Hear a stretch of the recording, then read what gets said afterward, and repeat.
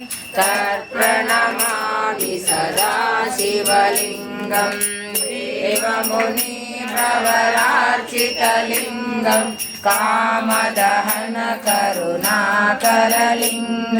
रावणधर्मविनाशकलिङ्गं तत्प्रणमामि सदा शिवलिङ्गं सर्वसुगन्धसुलेपितलिङ्गं बुद्धिविवर्धनकारणलिङ्गं सिद्धसुरासुरवन्दितलिङ्गं तत्प्रणमामि सदा शिवलिङ्गं कनकमहामणिभूषितलिङ्गं मणिपरिवेष्टितशोभितलिङ्गं दक्षसुयज्ञविनाशकलिङ्गं तत्प्रणमामि सदा शिवलिङ्गं कुङ्कुमचन्दनशोभितलिङ्गं पङ्कजहारशोभितलिङ्गं